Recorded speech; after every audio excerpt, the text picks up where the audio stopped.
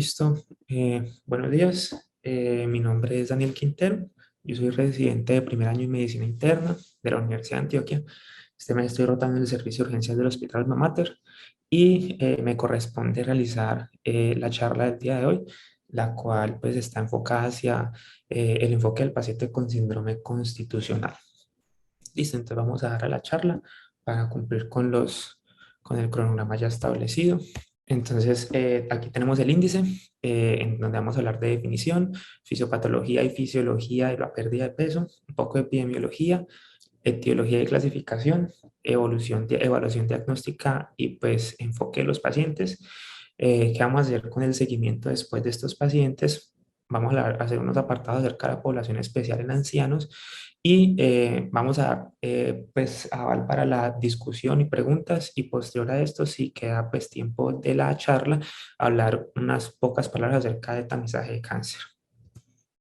Listo, entonces en cuanto a la definición de síndrome constitucional, entonces quiero comenzar con esta diapositiva donde pues me pareció muy interesante este artículo que encontré. Fue un artículo mexicano en donde nos cuentan o pues nos definen como el síndrome constitucional, como un síndrome muy amplio con muchos signos y síntomas que ocasionalmente pues uno encuentra en un paciente y no encajan específicamente con una patología o enfermedad en específico, y decidimos agruparlos todos y pues denominarlo síndrome constitucional. Pues el autor de este artículo lo define también más o menos como si fuese un cajón desastre, donde pues se guardan demasiadas cosas, pero no hay una cosa específica o pues no es un cajón específico para algo en realidad. Entonces es algún lugar donde podemos encontrar demasiadas cosas, pero que ninguna va como a ir dirigida o a estar pues enfocada hacia una etiología, una patología en específico. Si se revisa la literatura, pues podemos encontrar que este término es incluso como solamente utilizado a nivel de la literatura latina, en donde pues la definición que se le puede dar a este síndrome sería como pues, pues un síndrome de las tres A's, que sería astenia, anorexia y adelgazamiento o pérdida de peso. Entonces, pues como podemos ver, pues son tres pues cosas muy amplias, muy extensas, y en donde pues usualmente el protagonista o la protagonista de esta historia pues va a ser el adelgazamiento o la pérdida de peso. Entonces, pues para hacer un poco esta charla más enfocada y un poco más dirigida, ya que de pronto me pareció muy difícil hacer como un enfoque de un paciente con un síndrome constitucional general, entonces nos vamos a enfocar sobre la pérdida de peso, pues que usualmente es es el síntoma más marcado y que más afecta, pues, o pues que más las personas sienten al momento, pues, de describir en sí lo que se llama un síndrome constitucional. Entonces, para comenzar con la charla, hay que hablar primero de unas definiciones, en donde pues pérdida de peso no intencionada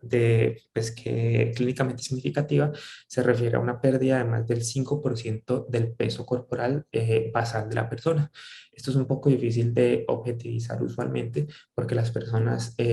a veces no saben ni siquiera cuál es el peso inicial de ellos, cuánto están pesando actualmente, solamente que tienen una sensación de pérdida de peso.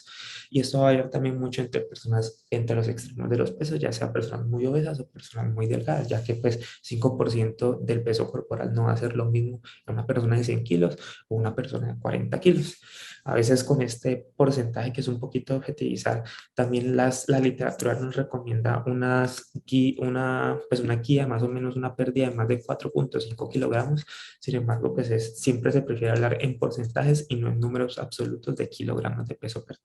perdido. Y pues la pérdida de peso no intencional clínicamente significativa tiene que darse con estas características que ya les mencioné, y adicionalmente que ocurra a lo largo de 6 o 12 meses pues transcurridos. ¿Qué es caquexia? Entonces, pues caquexia es una definición de pérdida de peso, pero esta pérdida de peso se da principalmente por pérdida de masa muscular, ya sea con o sin pérdida pues, de porcentaje de grasa corporal, secundario a una patología de base. Y la sarcopenia, pues ya la sarcopenia ya es como en sí un síndrome, principalmente a nivel del grupo etario de personas más de 65 años, personas ancianas, en donde se va a caracterizar principalmente donde pues el síntoma principal va a ser la pérdida de peso dado por masa muscular, pero adicional a eso, además de esto va a tener una disminución en la fuerza, y las personas van a tener una disminución en el performance o pues en su basalidad o funcionalidad basal. Entonces, antes de hablar acerca de la fisiopatología, primero tenemos que hablar acerca de la fisiología de la pérdida de peso y qué es lo normal. Entonces, lo normal es que entre la tercera y cuarta década de la vida es donde más pérdida de peso de manera fisiológica vamos a tener a lo largo de nuestra vida. Aproximadamente se van a perder 0,3 kilogramos o 300 miligramos por año, lo cual es pues usualmente muy poco perceptible, pues 300 miligramos no es usualmente, pues no es una pérdida de peso pues abismal, abrumadora. Y a lo largo de estas décadas, este va a ser como el tope que más se va a llegar a perder, dado que es donde más tenemos actividad física, el metabolismo basal está pues como en su auge, en su tope, y en la quinta, sexta década de la vida, esta pérdida de peso pues, llega a su punto máximo, ya no se pierde peso corporal y se tiende a estabilizar a nivel pues, de estas edades. Y ya en la séptima década de la vida, que es a nivel pues ya donde tenemos menos masa muscular, tenemos menor metabolismo basal y los requerimientos diarios de energéticos pues, que se gastan son menores, entonces aproximadamente se va a perder un 0,1 o 0,2 kilogramos al año. Y cuando hablamos que hay una pérdida pues mayor a esto de manera pues ya no sería de manera fisiológica, sino cuando hay una pérdida mayor a esto sin una patología subyacente que lo explique, pues ya sería pues un proceso ya patológico pues, que cursarían las personas. Entonces, en cuanto a la fisiopatología de la pérdida de peso, pues eso pues, es un mundo muy amplio en el cual pues yo voy a tratar como de concentrarme en un grupo en específico, adelantándome a lo que voy a hablar un poco más adelante en la charla.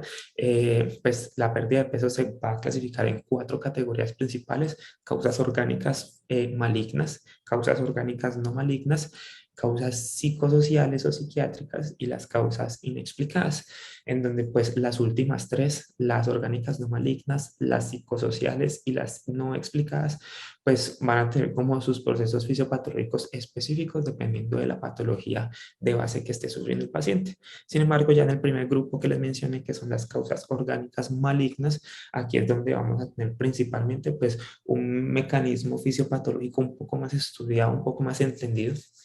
entendiéndolo desde el punto de vista de las células tumorales pues, de la nucleasa creciendo, en donde a medida que van replicándose, pues estas células producen una gran cantidad de citoquinas, principalmente citoquinas proinflamatorias, donde podemos destacar el factor de necrosis tumoral alfa, la interleuquina 1 y la interleuquina 6. Mediante diferentes vías van a generar pues, su efecto, su mecanismo de acción para generar la pérdida de peso. Principalmente, pues estas citoquinas proinflamatorias van a generar que los pacientes sensen o tengan una sensación de saciedad precoz, tengan una disminución por la necesidad de ingesta de alimentos, anorexia, y pues esto contribuye a que haya una pérdida de peso progresiva a lo largo del tiempo. Otro mecanismo por el cual ellos producen este tipo de pérdida de peso sería dado que las interleuquinas proinflamatorias van a establecer o van a generar un aumento del catabolismo basal, tanto mediante la destrucción de tejido graso como la destrucción de tejido de masa muscular. Y a medida que esa masa muscular va disminuyendo y su porcentaje va siendo menor respecto a la totalidad del peso corporal, pues este metabolismo basal de las personas con neoplasias de base pues va a ser aún menor y este circuito pues va a ser un círculo vicioso y se va a prolongar y se va a perpetuar. Y por último, las interleuquinas proinflamatorias, las citoquinas, van a tener una alteración en las vías de la leptina. ¿Qué es la leptina? La leptina es una hormona producida por el tejido graso, en el cual, pues entre más elevada esté la leptina, va a tener unos receptores a nivel del hipotálamo y va a generar una sensación de saciedad y necesidad disminuida de ingesta de alimentos. Entonces, el factor de necrosis tumoral, pues las interleuquinas proinflamatorias se dice que tienen como dos mecanismos posibles respecto a cómo producen la pérdida de peso respecto a esta vía, ya que pues al haber un aumento del catabolismo indirectamente van a haber una estimulación de estas interleuquinas proinflamatorias en el tejido adiposo y generando un aumento de las concentraciones de leptina, generando una disminución de la necesidad de ingesta de comida. Y la otra teoría establecida es que a pesar de que las personas no estén teniendo una adecuada ingesta de alimentos y requieran pues suplir sus aportes calóricos del día, el factor, las interleuquinas proinflamatorias, lo que hacer es no van a permitir una adecuada contrarregulación de este sistema, y a pesar de que haya niveles bajos de leptina, pues los pacientes no van a tener una adecuada respuesta a esto y no van a tener la sensación de necesidad de ingesta de alimentos, y van a persistir con su saciedad precoz y disminución del peso corporal. Para hablar un poco de la epidemiología, entonces, usualmente los estudios de donde se tienen como los datos de estas patologías son estudios observacionales y sacados de encuestas principalmente, en donde pues aquí traigo una encuesta realizada cercana al año de los 2000, una de las más grandes, realizada posterior a la encuesta nacional de salud en Estados Unidos, en donde pues de todas las personas encuestadas, que fueron aproximadamente 21.000, se sacaron para el estudio 9.144 personas que fueran mayores de 45 años. ¿Por qué mayores de 45 años? Porque pues otra de las finalidades de este estudio era evaluar tanto morbilidad y mortalidad en pacientes con pérdida de peso, y pues consideraron que personas muy jóvenes, menores de 45 años, usualmente no iban a tener como cambios significativos o específicos a nivel de estas características, y pues se iban a ver presentados mucho más en personas mayores, idealmente en personas mayores de 65 años o ancianos. Entonces podemos ver que de esas personas, 1999 tuvieron reportada una pérdida de peso en el último año, en los últimos 12 meses, siendo pues mayor la cantidad de mujeres, 1.249, respecto a la cantidad de los hombres, 750. Sin embargo, al lado de la izquierda, donde podemos ver las barras donde se especificaron pues esos porcentajes, podemos ver que la parte negra de las barras es la pérdida de peso no intencionada, y la parte blanca es la pérdida de peso intencionada pues, reportada por las personas. A nivel de la izquierda podemos ver las barras de los hombres, de la derecha podemos ver las barras de las mujeres, y cada una representa un porcentaje de peso diferente, siendo la primera menor a 5%, la segunda de 5 a 10, la tercera de 10 a 20 y la cuarta más de 20. Y como podemos ver, el porcentaje de relación entre pérdida de peso no intencionada y pérdida de peso intencionada se mantenía en ambos grupos, siendo aproximadamente siempre una relación 60-40. Y aquí podemos ver en este mismo estudio en donde cuáles son las dos principales causas relacionadas con la pérdida de peso. Entonces, tenemos la edad, en donde a medida que iba incrementando la edad, no había un aumento marcado de la pérdida de peso en general. Sin embargo, sí había un aumento pues marcado a medida que se progresaba en la edad, tanto en hombres como en mujeres, de la pérdida de peso no intencionada, que es, como recuerden, son las barras negras. Y a nivel del estatus de salud, también podemos ver que a medida de que los pacientes con estado de salud excelente tenían tanto menor pérdida de peso como menor pérdida de peso no intencionada, y a medida de que este estado de salud iba deteriorándose hasta llegar a un estado de salud pobre o pues muy bajo, pues la pérdida de peso iba a ser mayor, y también iba a ser mucho mayor la pérdida de peso no intencionada. Entonces, esto que nos dice tanto directa como indirectamente que las personas mayores tienden a tener un mayor riesgo para la pérdida de peso, y de manera indirecta que las personas mayores también pueden llegar a tener, debido a que son más pluripatológicas, y a medida que uno va avanzando en la edad, pues van apareciendo patologías crónicas, en donde pues usualmente pues estas patologías van a afectar a las personas mayores y van a generar una mayor pérdida de peso no intencionada. Entonces, volviendo a la parte inicial que les había comentado, en cuanto a la etiología de la pérdida de peso no intencionada, la podemos dividir en estos cuatro grupos grandes, que serían las causas orgánicas malignas, las causas orgánicas no malignas, las causas psiquiátricas y las causas inexplicadas. Entonces, el propósito de esta charla principal es hablar un poco acerca del enfoque respecto a estos pacientes, pero antes de hablar del enfoque hay que tener como claro como estos grupos y qué etiologías se encuentran en cada uno de estos subgrupos. Puede ser de pronto un poco dispendioso y la lista de diagnósticos diferenciales va a ser un poco extensa. Sin embargo, es importante tener claridad y como un cuadro mental respecto a cuáles serían los grupos principales, dentro de los grupos cuáles serían las posibles etiologías, y dentro de esas etiologías pues qué signos y síntomas nos pueden dirigir hacia una patología en específico que vamos a buscar. Entonces vamos a comenzar por la parte de las malignidades, en donde aproximadamente entre el 15 y el 37% de los pacientes con pérdida de peso no intencionada van a presentar una malignidad. Esto depende pues del grupo etario que se vea y del estudio observacional que se haya estudiado. Adicionalmente tenemos que las malignidades más importantes son las que se encuentran a nivel del tracto gastrointestinal, representando la mayoría de las frecuencias y pues destacándose muy importantemente los tumores de páncreas. Y en segundo y en tercer lugar, respectivamente, tenemos a los cánceres de pulmón y a los linfomas. Más o menos entre el 15 y el 40% de pacientes que tienen un diagnóstico de una neoplasia de base van a ya a presentar o van a haber presentado inicialmente una pérdida de peso no intencional, ya que esta pérdida de peso puede ser como el síntoma principal o el síntoma inicial de una neoplasia de base. Sin embargo, este se puede presentar ya meses o años después de que la neoplasia ya se haya diagnosticado y no tiene que ser pues como un marcador de cáncer inicial.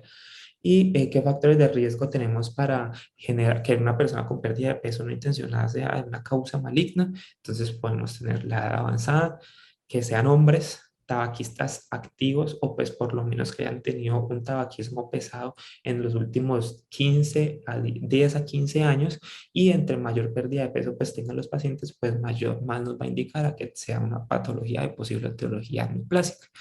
Entonces, pues usualmente a nivel tanto de malignidades como de causas orgánicas no malignas, pues cada una se va a presentar con signos y síntomas adicionales que nos van a orientar un poco hacia qué tipo de patología está presentando el paciente. Ya para hablar un poco de la teología no maligna, pues este ya es un apartado, yo creo que es el más extenso respecto a las posibles causas de diagnósticos diferenciales que tenemos que tener en mente. Como les digo, o sea, aquí les vengo a traer como los posibles diagnósticos diferenciales y una agrupación como más bien sistemática de cada una de las causas para siempre tener en cuenta como todas las posibles causas a las cuales nos podemos enfrentar y pues hacer un descarte o ir haciendo una eliminación de posibles diagnósticos diferenciales de manera secuencial y así evitar que pues estas patologías no se nos escapen y siempre que tengamos pues algunos signos, síntomas específicos, ir pues en busca de una patología en específico. Entonces, pues las más importantes, al igual que igual que las malignidades, aquí tenemos causas del tracto gastrointestinal. Aquí pues traigo pues unos ejemplos como que son usuales en la práctica clínica y además que son de importancia, pues una clara importancia hacer un diagnóstico oportuno para dar un tratamiento y evitar las consecuencias pues a futuro, principalmente enfermedades malabsortivas a nivel del tracto gastrointestinal, a nivel del intestino delgado, enfermedades inflamatorias intestinal, pues como colitis ulcerativa o enfermedad de Crohn o enfermedades como úlcera péptica. Tener en cuenta que pues estas enfermedades usualmente no se van a presentar aisladamente con pérdida de peso, sino que se van a presentar con síntomas adicionales como anorexia, dolor abdominal, saciedad precoz, disfagia, vinofagia, constipación, esteatorrea, diferentes signos y síntomas que nos van a hacer sugerir, ya sea que nos encontramos frente a una patología de tracto gastrointestinal superior, una patología de tracto gastrointestinal inferior. Otro grupo en la que podemos agrupar estas patologías sería endocrinopatías. Aquí traigo unos ejemplos pues como del día a día importantes. En el hipertiroidismo, donde hay un aumento de la producción pues, de hormonas tiroideas y nos van a aumentar pues, nuestro metabolismo basal. Diabetes mellitus, que además de la pérdida de peso se puede, pues, principalmente una diabetes mellitus descompensada y otros síntomas como lo es clásicamente la polipsia, la poliuria, la polifagia, insuficiencia adrenal en la cual pues además de pérdida de peso usualmente vamos a tener otros síntomas también como astenia, dinamia, alteraciones deshidroelectrolíticas, alteraciones del color de la piel. Y es importante pues hacer un hincapié en el que de pronto una insuficiencia adrenal muy aguda, de una instalación muy aguda o una insuficiencia adrenal de origen central, ya sea una alteración del hipotálamo o de la hipófisis, pues de pronto no va a cursar con una pérdida de peso muy marcada. Y los veo con unos síntomas que pues se dice que más o menos solamente entre 5 y el 10% de estas personas van a presentar una pérdida de peso. Las causas infecciosas sería otro apartado y un apartado muy importante en el cual pues una de las primeras cosas que hay que descartar sería la población con VIH. Primero descartar pues que los pacientes no estén cursando con esa patología, además de que personas con VIH pues son muy susceptibles a tener otro tipo de enfermedades infecciosas, ya sea crónicas o agudas, y las cuales van a generar por sí mismas pues también una pérdida de peso adicional. Entonces en personas con VIH podemos ver que pueden tener pérdida de pesos por estacionarias, pérdida de peso progresiva, o pues esa pérdida de peso se puede autolimitar dependiendo de pues cómo van cursando sus enfermedades infecciosas secundarias a su VIH-EVAS. pues tener en cuenta que Colombia es un país endémico para tuberculosis, siempre hay que pensarlo en los pacientes con este tipo de sintomatología, virus de la hepatitis B, virus de la hepatitis C, infecciones fúngicas crónicas, principalmente en pacientes que tienen factores de riesgo con inmunosupresores como VIH, una pues inmunosupresión de base por toma de esteroides, por un trasplante de órgano, por una deficiencia pues, de inmunoglobulinas, entre otras causas que me pueden generar riesgos para estas infecciones e infecciones por el mitos. Adicionalmente, pues las enfermedades crónicas, y esto es como un apartado importante principalmente pues para el área de medicina interna, en donde las personas, principalmente personas adultas mayores, sin embargo no es exclusivo de este grupo etario, van a cursar con enfermedades crónicas como falla cardíaca, enfermedad pulmonar crónica, enfermedad renal avanzada, en donde pues estas patologías usualmente no van pues a estar únicamente una, sino que pueden usualmente coexistir y pues una persona que tenga una pérdida de peso de pronto no intencionada y pues tenga todo este tipo de patologías de base, pues nos puede orientar de pronto a que esta pueda ser la causa de una pérdida de peso. Sin embargo, pues si esta pérdida de peso es muy marcada o pues muy abrupta y una instauración pues muy rápida, pues estas patologías serán más que todo unas patologías de descarte como atribuyentes a esa pérdida de peso no intencionada.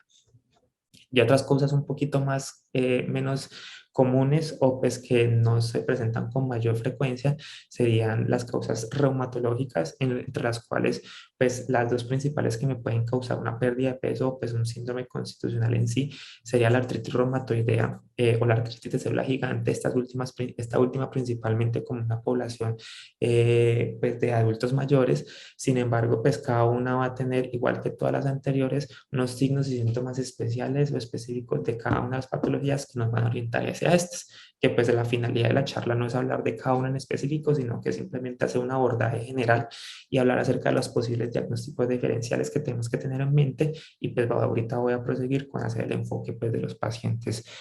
con pérdida de peso general.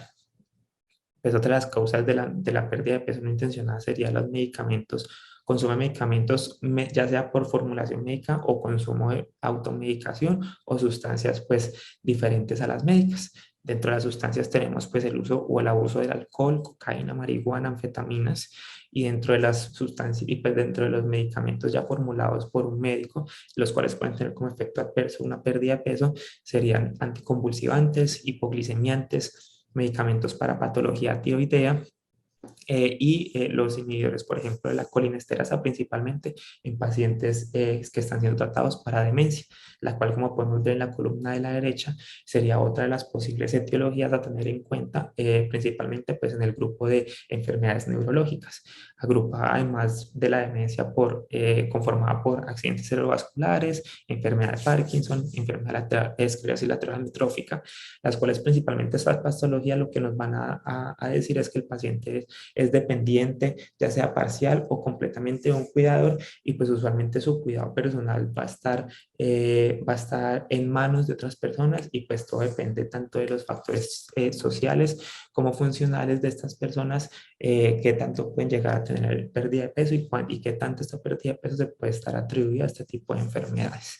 Y pues ya otras para tener en cuenta, pues siempre personas que hagan ejercicio vigoroso crónico, como correr, o pues que tengan hobbies o actividades que tengan como unos estilos de vida un poco más estrictos y pues unos estándares para generar, pues realizar sus prácticas, como sería pues bailarinas de ballet o gimnastas. Entonces aquí les traigo estos dos estudios para complementar acerca sobre las posibles etiologías. Entonces este primer estudio es el estudio prospectivo pues más grande acerca de la pérdida de peso no intencionada, en donde se evaluaban 2.677 pacientes, y esos 2.677 pacientes, como podemos ver, la primera causa de pérdida de peso fueron las causas orgánicas no malignas. La segunda causa, pues en frecuencia, fueron las causas malignas. La tercera, los desórdenes psicosociales. Y la cuarta, una pérdida de peso no explicada. Entonces aquí nos hacen un resumen más o menos de cada una de cuáles fueron por subgrupos las causas. En las causas orgánicas no malignas podemos ver que ocupaban tenían un 37% de la población general, eso es bastante, y dentro de, de esos 37%, casi la mitad eran secundarias a causas digestivas. Podemos ver como un patrón muy similar a nivel de las causas malignas, en donde un tercio de la población tenía una causa maligna como pérdida de peso y el 47% está atribuido a patologías del tracto gastrointestinal. Y como podemos ver aquí abajo, en segundo y en tercer lugar teníamos respectivamente al cáncer de pulmón y al linfoma. En cuanto a, a las patologías psicosociales, podemos ver que un 16% tenían pues este tipo de etiología y pues como era de esperarse, casi la mitad de las personas tenían como una etiología subyacente, una depresión. Y el 14% aproximadamente de las personas tenían una pérdida de peso no intencional. En este segundo estudio, también es un estudio observacional que se dio en pacientes hospitalizados o ambulatorios con pérdida de peso no intencionada, en el cual, pues la verdad,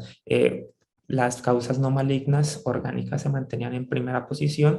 siendo el del tracto gastrointestinal la de mayor frecuencia. Sin embargo, aquí en segunda en frecuencia están las causas no claras, tercero las malignidades y cuarto los desórdenes psicosociales. Sin embargo, podemos ver que en las malignidades, también igual que en el estudio anterior, las causas de tracto gastrointestinal eran las de mayor prevalencia. Y pues aquí tengo como una tabla, resumen de varios estudios prospectivos que se han hecho a lo largo pues de los años, en donde quería resaltar que la mayoría de los pacientes eran pacientes adultos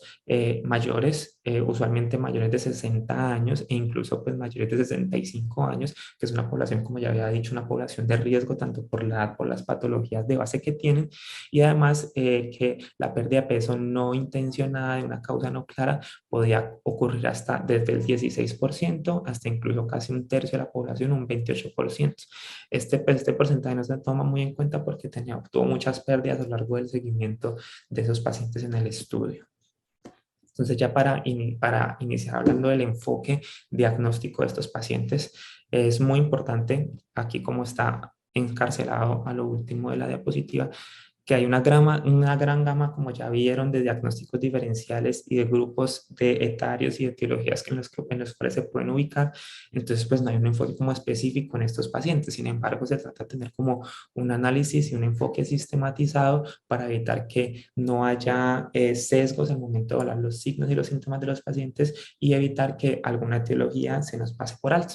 Entonces, lo más importante de la evaluación del diagnóstico de los pacientes es tratar de objetivizar esa pérdida de peso. Entonces, esa pérdida de peso, ¿cómo la vamos a objetivizar? Como dije al comienzo, tratando de evaluar cuánto fue el porcentaje de pérdida de peso corporal que se tuvo en un tiempo en específico. Esto es muy difícil con los pacientes, como les dije, algunos pacientes no saben ni cuánto pesan ni cuánto pesaban, pero refieren que tuvieron pérdida de peso o así. Estoy seguro que como yo, todo el mundo se ha encontrado pacientes que uno les pregunta algo y a todo dicen sí. Entonces uno les pregunta simplemente si han tenido pérdida de peso y dicen sí, y uno no sabe si esto es verdadero, si no, pues uno usualmente lo toma y pues ya que es un signo, pues un síntoma de alarma, que algo de pronto puede estar ocurriendo, pues uno usualmente lo toma como si estuviesen diciendo la verdad. Pero también otras medidas como de objetivizar, y eso es lo que utilizan algunos estudios como criterios de inclusión, es preguntarle a personas, familiares, amigos, conocidos o relacionados cercanos si han visto pues una pérdida de peso en los pacientes o si pues la ropa que los pacientes utilizan les queda un poco más suelta, un poco más holgada. Es algo un poco menos objetivo, pero pues es una de las formas que se tiene para hacer este enfoque inicial. Después de esto vamos a hacer una historia clínica completa y un examen físico completo, en donde pues tanto en la historia como en el examen vamos a ir encontrando pistas y vamos a encontrar hallando, pues cosas las cuales nos van a orientar o dirigir hacia de pronto una patología un poco más específica en los pacientes. Por último, pues vamos a realizar pues a correr unos test diagnósticos iniciales en donde pues puede haber un cóctel como por así decirlo de unos paraclínicos iniciales que se pueden pedir a la población en general y pues cada uno va a tener como su propósito, su fin, y posteriormente unos test adicionales ya sea dirigidos específicamente a síntomas o signos que presenten los pacientes a nivel del examen físico o que relaten a nivel de la historia clínica en la enfermedad actual y antecedentes, o realizar test adicionales respecto a los test diagnósticos iniciales que salieron alterados. Y pues ya cuando tengo toda esta batería ya realizada de exámenes y examen físico y de historia clínica, entonces pues ya podemos llegar o a un diagnóstico en específico y aclararlo en alguna de las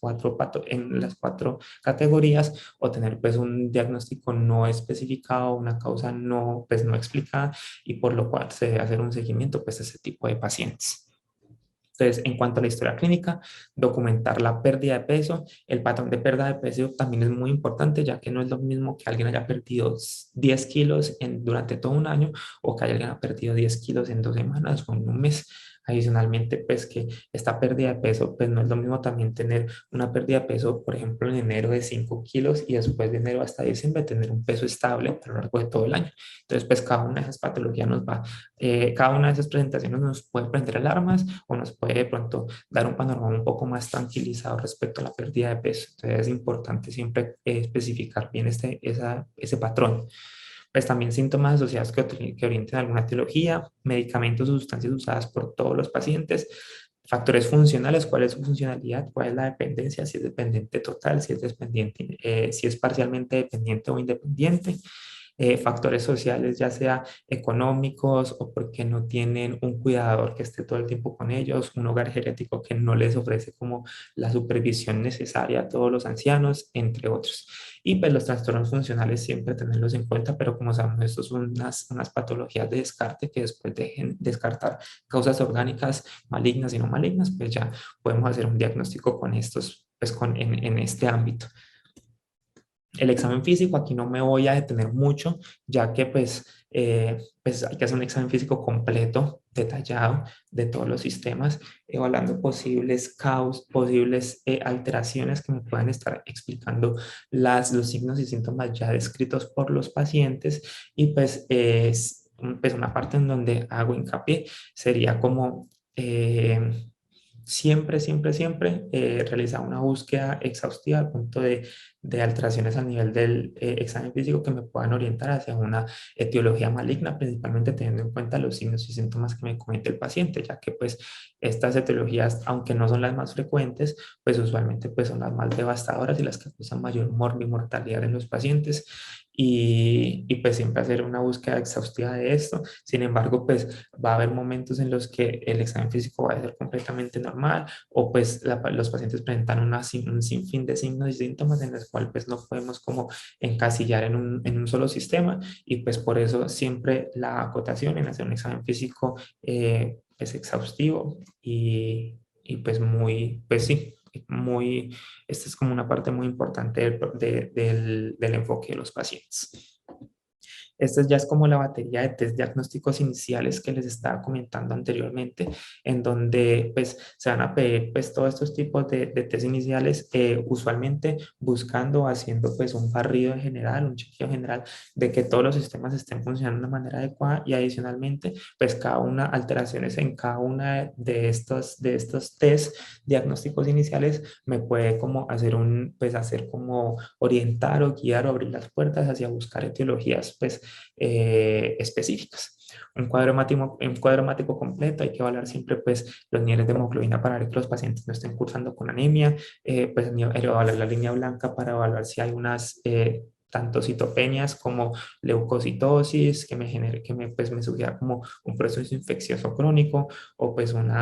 aumento exagerado pues de la línea blanca, donde pues me puede sugerir de pronto una patología hematológica. Electrolitos incluyendo calcio, pues la hipercalcemia es una de las causas pues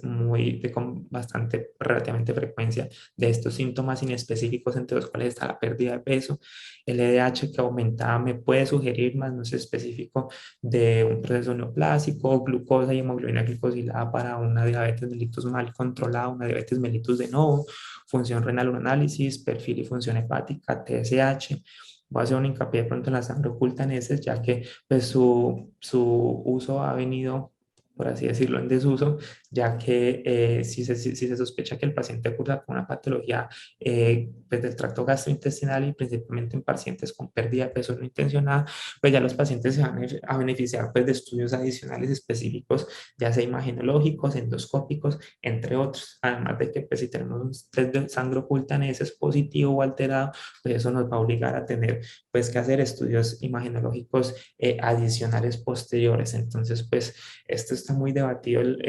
pues dentro de los test iniciales la sangre oculta en ese, y pues si tenemos una alteración a nivel de tracto gastrointestinal o en general una alteración en cualquier otro sistema, pues ya estudios un poco más avanzados tienen cabida en este tipo de pacientes. SRSG y ferritina para hablar como el estado inflamatorio de los pacientes, un perfil infeccioso principalmente para descartar, como ya hemos dicho, VIH, virus de hepatitis B, virus de hepatitis C, sífilis, entre otros, y radiografía de tórax. Es una acotación importante en los test diagnósticos, en donde los marcadores tumorales, a pesar pues, de que las patologías neoplásicas son de una importancia, pues son importantes en este contexto, pues no van a ser útiles, así como pues por ejemplo cuando hacemos enfoque paciente con cáncer de primario desconocido, esos marcadores tumorales solamente van a tener utilidad tanto para evaluar la respuesta a un tratamiento específico de un cáncer o para evaluar si hay una recaída posterior al tratamiento de estos, pero no de ingreso, y para tratar de hacer un diagnóstico no están, pues no están avalados y no tienen utilidad alguna. Los estudios imagenológicos, como ya les dije, se pueden ir según la historia clínica, examen físico o test iniciales alterados. No existe evidencia de que un TAC corporal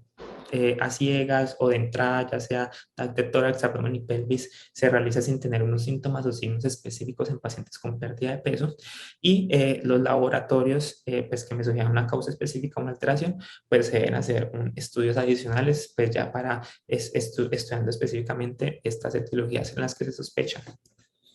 Entonces, ¿qué hago cuando un paciente o pues alguien que tiene una pérdida de peso tiene tanto exámenes normales, un examen físico normal, todo está normal, no tengo una causa clara de esa pérdida de peso? Entonces vamos a retornarnos un poco a uno de los estudios que les había mencionado previamente, en donde pues uno de los desenlaces primarios del estudio era calcular la capacidad que una evaluación negativa me descartaba una causa orgánica, principalmente una causa maligna.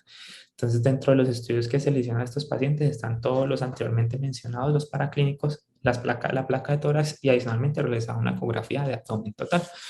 Entonces, aquí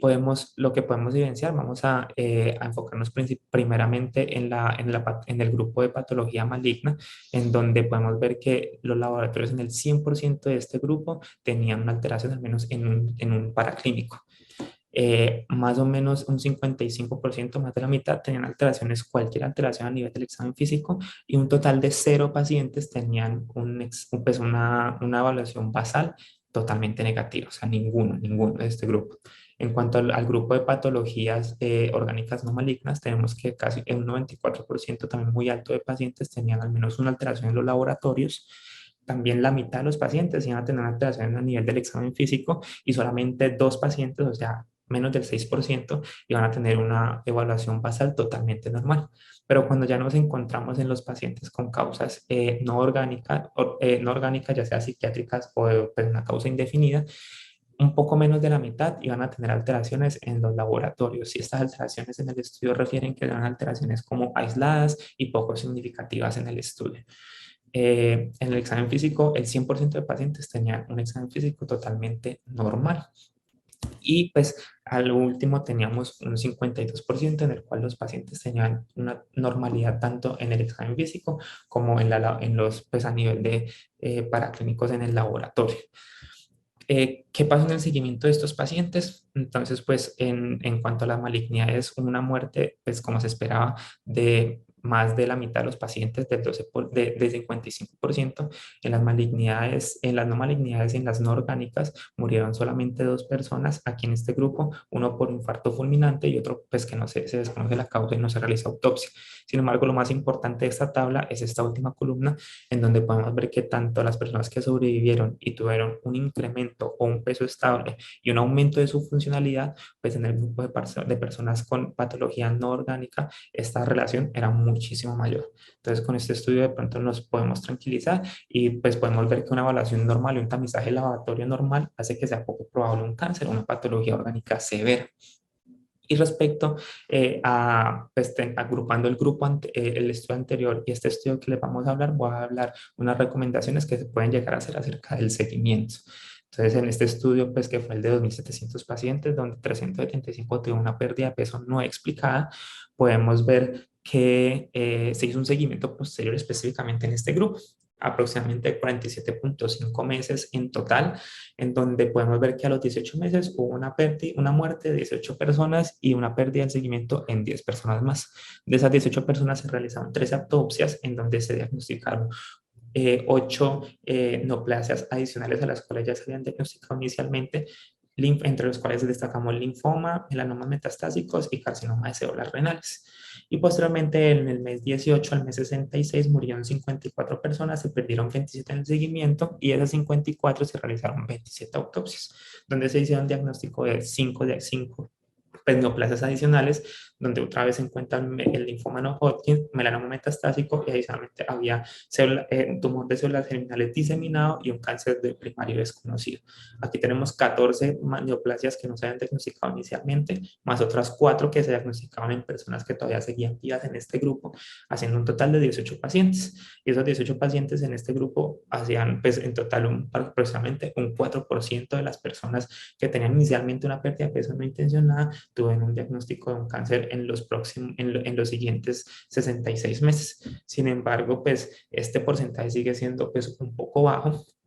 Entonces, teniendo en cuenta ya los dos estudios que ya les acabé de mencionar respecto a la supervivencia y el diagnóstico de cáncer posterior, entonces en pacientes que tengan un examen físico normal y para clínicos normales y pues los síntomas y síntomas no nos sugieran mucho acerca de una etiología neoplásica o una etiología maligna de base, pues se puede hacer un seguimiento estricto de estos pacientes, ya sea de 1 a 6 meses, para realizar otra vez estudios adicionales, evaluar la persistencia de pérdida de peso y pues claramente evaluar como la aparición de nuevos síntomas de estos pacientes que nos sugieran o que nos confirmen, que nos hagan investigar nuevas etiologías diagnósticas o que nos hagan persistir en la búsqueda de una etiología que ya tenemos previamente pues pensada o establecida. Pero pues esta es una conducta totalmente segura y pues pues el intervalo de 1 a 6 meses se va como principalmente ¿a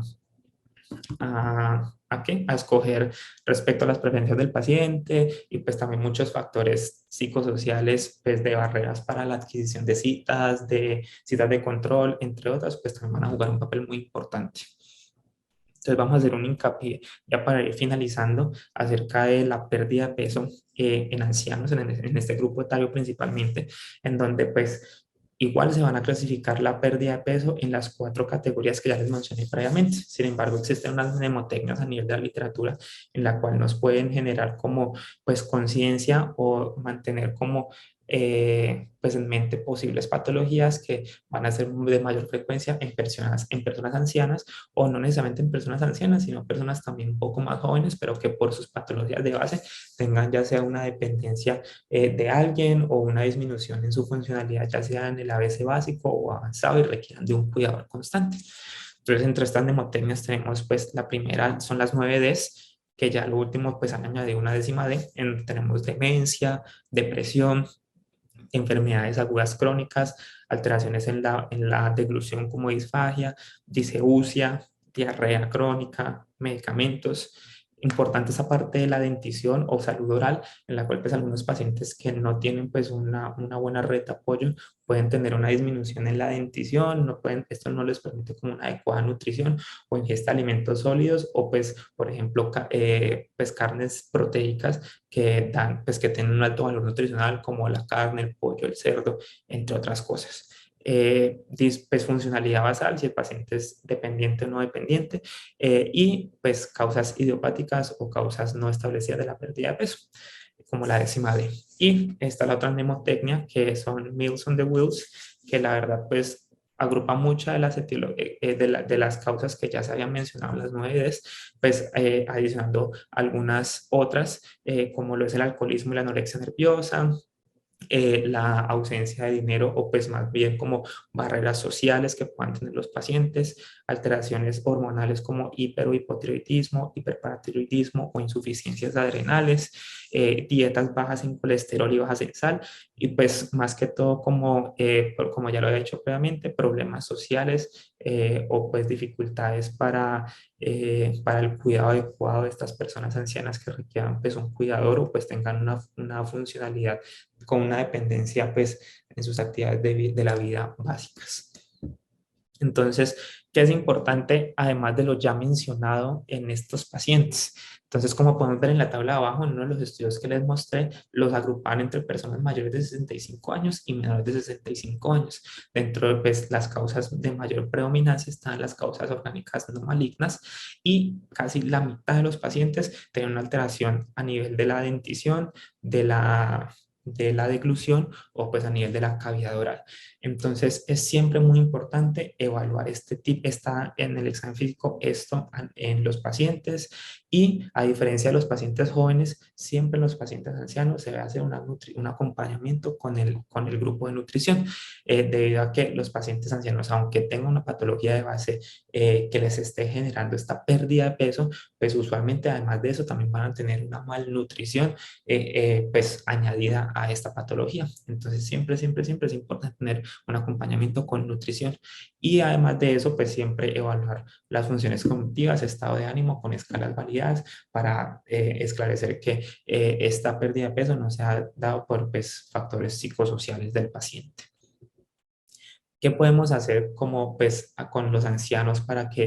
hacer como un tratamiento coadyuvante, además de pues el tratamiento de la etiología de base o por ejemplo si es una pérdida de peso no explicada, qué podemos hacer pues para colaborar, pues para ayudar a estos pacientes? Entonces, primero está optimizar la ingesta de comida, como les digo, siempre ir acompañados de nutrición y en estos pacientes disminuir la cantidad de comida por comidas, pero asimismo, como se disminuye, se aumenta la frecuencia en la cual se van a dar estas comidas. También hacer comidas que les gusten a ellos, cambiar texturas, cambiar sabores y pues si lo poco es que se le va a dar de pronto si tiene una poca ingesta calórica, una poca ingesta de alimentos, pues que sean alimentos ricos en calorías y que sean pues muy nutritivos, principalmente proteínas. Suplementos nutricionales orales, pues usualmente estos suplementos darlos entre comidas y no antes de cada comida o con la comida, ya que pueden ser muy saciadores y pueden disminuir la ingesta de otros alimentos pues importantes en la dieta. Y pues que estos suplementos sean ricos también en calorías y en pues a un aporte nutricional. Asegurar una buena salud oral, una salud oral adecuada, como ya les dije previamente, para facilitar pues, este proceso de masticación, de deglución, y pues que esto no sea un problema y que interfiera con la ingesta de comidas. Y pues algo que les puede ayudar a los pacientes sería fisioterapia, un ejercicio regular, que pues que hacer ejercicio regularmente me puede mejorar tanto el metabolismo basal como me puede generar un aumento en el apetito de los pacientes. Entonces, pues eso era más o menos lo que les traía para la charla. Vamos a dar tiempo para la discusión, preguntas, dudas que tengan y si queda posteriormente tiempo para hablar pues otras palabras cortas, voy a hablar un poco acerca del tamizaje de cáncer respecto a los grupos etarios y las edades. Entonces, cualquier duda, cualquier pregunta,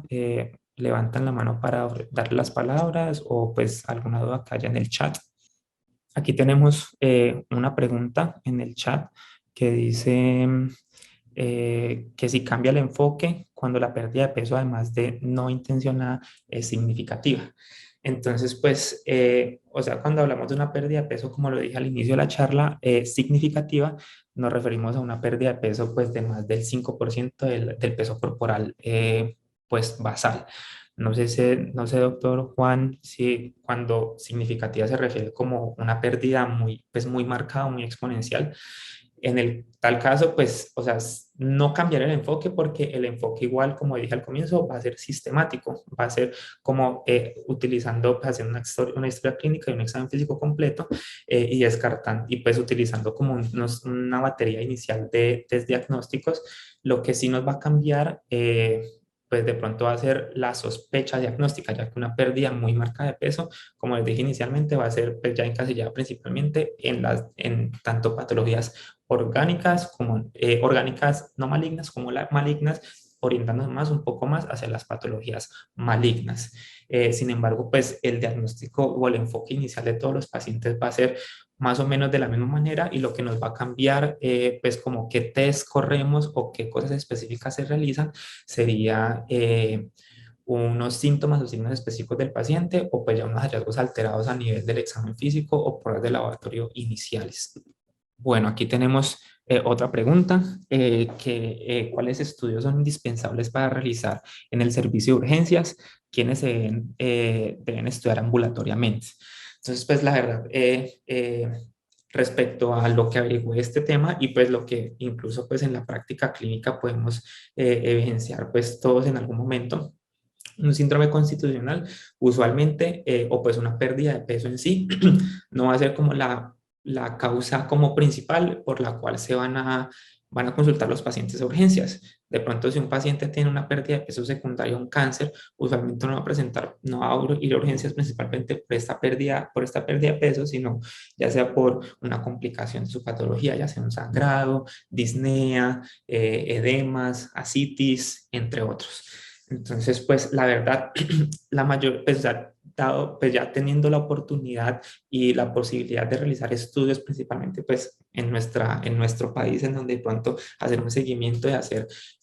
pues un estudio ambulatorio con los pacientes puede llegar a ser un poco complejo y no tener un seguimiento adecuado, pues idealmente realizar o correr test los test iniciales para descartar, pues, para evaluar como qué patología, qué paraclínicos o qué hay alterado en el examen físico y asimismo dar, pues, como que dar nuestro veredicto y ver qué paraclínicos adicionales se deben solicitar y qué imágenes o pues, estudios endoscópicos se deben solicitar.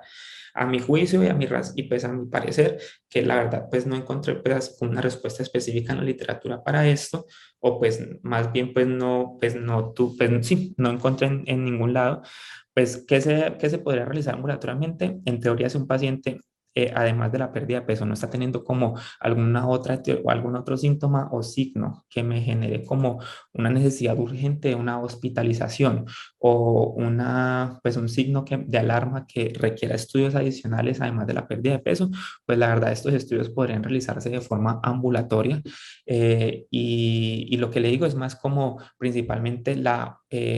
oportunidad que tenemos que estos pacientes se presentan en el servicio de urgencias, más no es como pues una obligación de realizar todos los estudios, ya sea imagenológicos, TAC, endoscopias, estudios más a profundidad, incluso pues si se llega a diagnosticar un cáncer, así como, pues, o sea, o sospecha de cáncer, sea una lesión, así como se hace usualmente, se puede tomar las patologías y no necesariamente si la paciente o el paciente tiene oportunidad para el seguimiento, que continúe su hospitalización esperando inmunohistoquímica, coloraciones, sino que eso se puede hacer de manera ambulatoria. Eh, Tenemos otra pregunta. En el paciente normal, en el adulto mayor, tamizaje de detección. Entonces, pues aprovechando esa pregunta, voy a dar unas cortas palabras acerca de lo que tenía el tamizaje de cáncer. Entonces, pues un tamizaje para de pronto patologías en general, si un paciente anciano no está, pues no está sano y no, pues como que no hay como algo que nos sugiera pues una patología de base, entonces, pues sí es importante realizar, pues tener en cuenta cuáles son las edades principalmente para los tamizajes de cánceres, pues para la edad principalmente aquí en Colombia. Pues en el ámbito pues ya de medicina interna y de pronto de urgencias, lo que más como me compete, lo que más nos compete, pues sería principalmente tamizaje de cáncer colorectal y pues aquí en Colombia hay unas guías específicas de tamizaje cáncer de pulmón, sin embargo, si hay unas guías, pues hay unas recomendaciones a nivel internacional que ya se las voy a mencionar.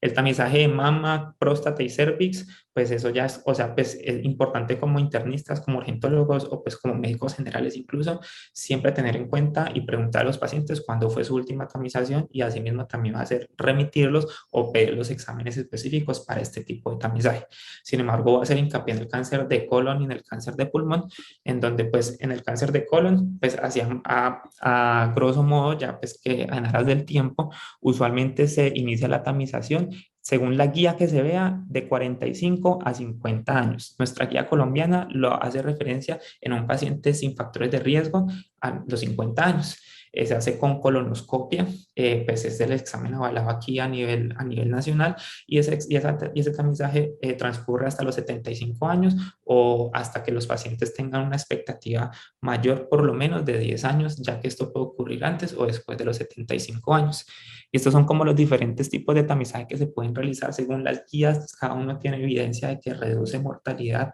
y mejora el diagnóstico oportuno de cáncer de colon. Sin embargo, la prueba estandarizada en Colombia sería la colonoscopia. Y pues hay unos ciertos ámbitos específicos en donde con factores de riesgo en familiares que tengan poliposis o cáncer de colon no polipósico hereditario. Entonces, pues dependiendo del número de familiares afectados, pues asimismo va a cambiar un poco la edad de inicio de tamizaje diagnóstico. Si los pacientes tenían un familiar que tenía el diagnóstico más de 55 años, se puede iniciar a los 40 años o 10 años previos a la edad en la cual el familiar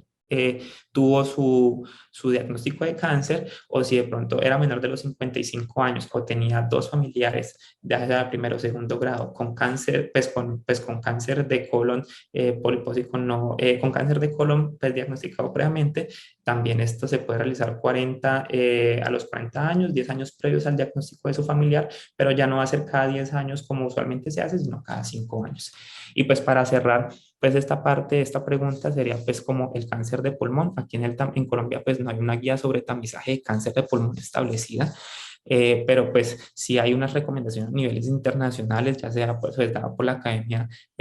pues americana de medicina familiar, el Instituto de Cancerología, las guías de la canadienses, el Task Force, pues todas pues sí tienen como unas recomendaciones específicas en donde poblaciones con factores de riesgo muy altos para cáncer de colon, pues que estos factores de riesgo fueron establecidos mediante este ensayo de tamizaje nacional de pulmón.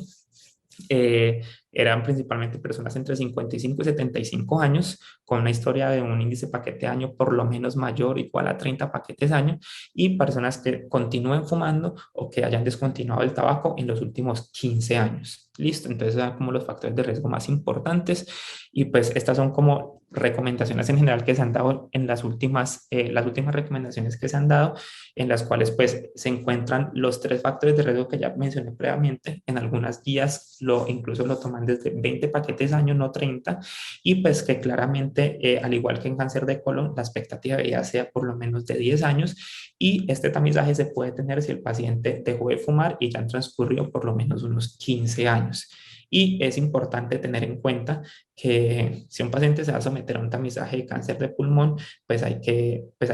advertirle y decirle pues, que cualquier hallazgo que se encuentre en una TAC, pues se debe idealmente someter a estudios extensiones, ya sea estudios invasivos, biopsias, fibrobroncoscopias, y pues el paciente tiene que estar totalmente de acuerdo en hacerse estos estudios y pues estar dispuesto a hacer un diagnóstico, a hacer un tratamiento oportuno. Y el problema de esto es que no hay estudios como sobre su costo efectividad, y principalmente en nuestro sistema de salud colombiano, pues nos queda muy duro de pronto estar implementando este tipo de reglas ya establecidas a nivel internacional, dado que pues la TAC, así sea baja dosis de irradiación, tiene una alta tasa de falsos positivos, la cual pues va a conllevar a una alta tasa de estudios invasivos que pueden generar incluso un poco de complicaciones en los pacientes, pero aquí como podemos ver en esta diapositiva no hay mucha diferencia entre pues las complicaciones mayores cuando se hizo con tamizaje con TAC o radiografía, pero pues iba a aumentar pues exponencialmente los costos principalmente. Entonces, aquí tenemos otra pregunta en el chat. ¿Se está haciendo tamizaje de cáncer de colon en pacientes mayores de 50 años con sangre oculta en heces de rutina, o este programa no se ha difundido? Pues la verdad,